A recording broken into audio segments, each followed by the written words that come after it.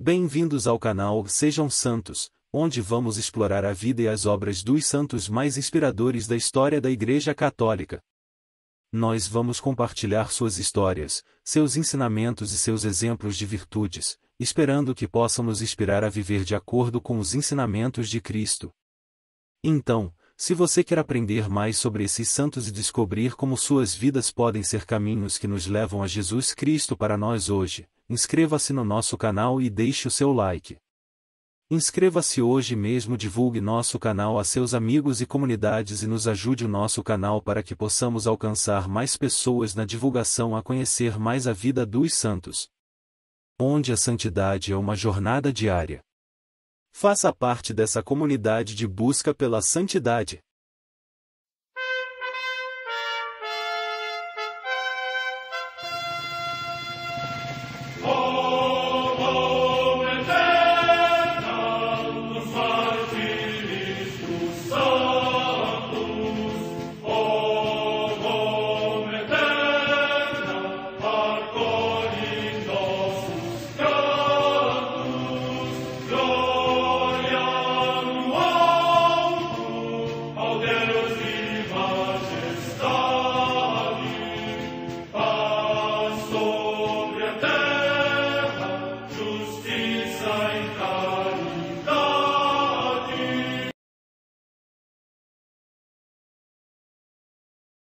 Ler a vida dos santos desperta em nós o desejo de seguir a Cristo.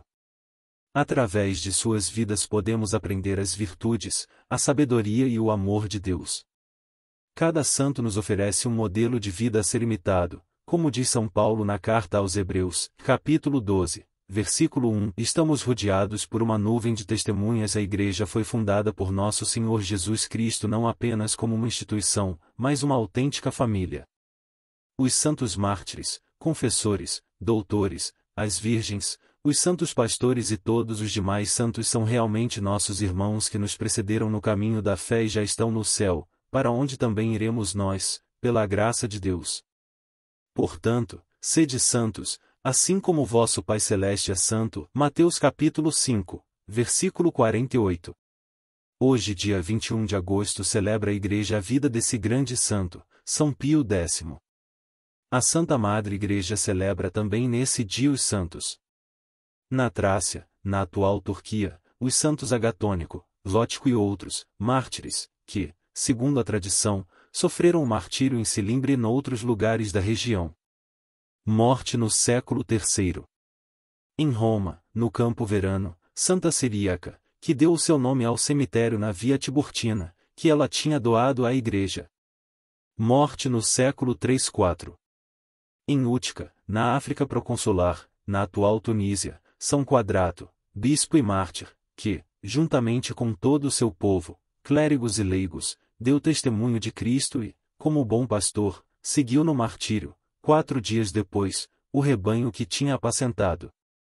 Morte no século III-IV. Em Verona, atualmente no Vêneto, região da Itália, Santo Euprépio, que é considerado o primeiro bispo desta cidade. Morte no século III-IV. Em Fordingiano, na Sardenha, região da Itália, São Luçório, mártir. Morte no século IV. Comemoração dos santos mártires Bassa e seus 3 filhos Teógno, Agape e Pístio, que se narra terem sofrido martírio, Bassa, na ilha Lona, os outros em Edessa, na Hélade, lugares da atual Grécia. Morte no século IV. Em Gévalda, território dos Gábalos, povo antigo da Gália Meridional, na actual França, São Privato, bispo e mártir, que, durante a invasão dos vândalos, capturado na cripta onde se retirava em jejuns e orações, foi flagelado até a morte por se ter recusado a atraiçoar o seu rebanho sacrificando aos ídolos. Morte no ano 407. Em Clermont-Ferrand, na Aquitânia, também na atual França, São Sidônio Apolinar, que era prefeito da cidade de Roma, quando foi ordenado bispo de Clermont, dotado de grande cultura, tanto nas ciências humanas como nas ciências sagradas, e animado de singular fortaleza cristã, opôs-se corajosamente à ferocidade dos bárbaros como verdadeiro pai universal e mestre insigne. Morte no ano 479. Em Alzira, na província de Valência, na Espanha, a comemoração dos Santos Mártires Bernardo, anteriormente chamado Armede, monge da ordem cisterciense, e suas irmãs Maria Zaida e Graça Zoraida, que ele tinha conduzido da religião maometana à fé cristã. Morte no ano 1180. Em Ungyen, cidade do Tonkin, no atual Vietnã, São José Dang Dinh Nguyen Vien, presbítero e mártir no tempo do imperador Minh Mang. Morte no ano 1838. Em Antananarivo, na ilha de Madagascar, a beata Vitória Rasoamarivo, que, depois de viver em matrimônio com um homem violento e tendo ficado viúva, quando os missionários foram expulsos da ilha, ajudou com grande solicitude os cristãos e defendeu-os perante os magistrados públicos. Morte no ano 1894. Em Alberic, localidade da província de Valência, na Espanha, o beato Salvador Estrugo Solves, presbítero e mártir, que, durante a perseguição, suportou por amor de Cristo todas as adversidades até alcançar a palma do martírio. Morte no ano 1936. Em El Morrot, localidade próxima de Barcelona, também na Espanha, o beato Raimundo Peiró Victori, presbítero da Ordem dos Pregadores e mártir, que, na mesma perseguição, acolhendo fielmente as palavras de Cristo, passou da morte à vida gloriosa. Morte no ano 1936. Perto de Munique, cidade da Baviera, na Alemanha, o beato Bruno Zimbol, mártir, que, deportado da Polônia, sua pátria, dominada por um regime inimigo de Deus, por causa da sua fé foi recluído no campo de concentração de Dachau, onde sofreu cruéis tormentos e morreu gloriosamente. Morte no ano 1942. Em Navis-Migrod, na Polônia, o beato Ladislau Fintis, presbítero diocesano de Przemyśl e mártir, que foi assassinado por um nefando regime hostil à Igreja e à dignidade humana. Morte no ano 1964. História de Santo Pio X. Origens. Seu nome de batismo era José Melchior Sarto, oriundo de família humilde e numerosa, mas de vida no seguimento de Cristo. Nasceu numa pequena aldeia de Riese, na diocese de Treviso, no norte da Itália, no dia 2 de junho de 1835. Ele gostava de se definir como um pobre pároco da roça. Desde cedo, José demonstrava ser muito inteligente, por causa disso, seus pais fizeram grande esforço para que ele estudasse. Todos os dias, durante 4 anos, o menino caminhava com os pés descalços por quilômetros a fio, tendo no bolso apenas um pedaço de pão para o almoço. E desde criança manifestou sua vontade de ser padre. Quando seu pai faleceu, sua mãe, Margarida, uma camponesa corajosa e pia, não permitiu que ele abandonasse o caminho escolhido para auxiliar no sustento da casa. Ficou no seminário e, aos 23 anos, recebeu a ordenação sacerdotal com mérito nos estudos. Teve uma rápida ascensão dentro da igreja. Primeiro, foi vice-vigário em uma pequena aldeia, depois vigário de uma importante paróquia, cônego da Catedral de Treviso, bispo da Diocese de Mantua, cardeal de Veneza e, após a morte do grande Papa Leão XIII, foi eleito seu sucessor, com o nome de Pio X, em 1903. No Vaticano, José Sarto continuou sua vida no rigor da simplicidade, modéstia e pobreza.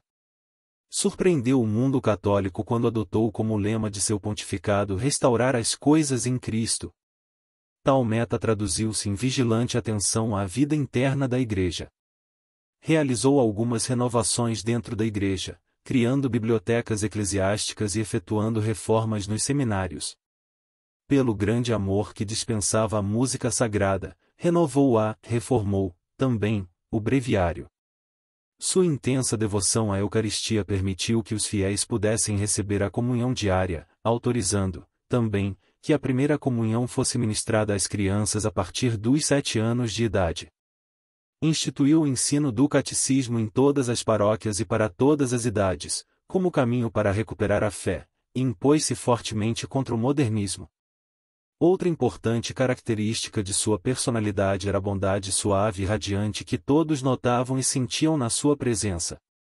Pio X não foi apenas um teólogo. Foi um pastor dedicado e, sobretudo, extremamente devoto, que sentia satisfação em definir-se como um simples pároco do campo.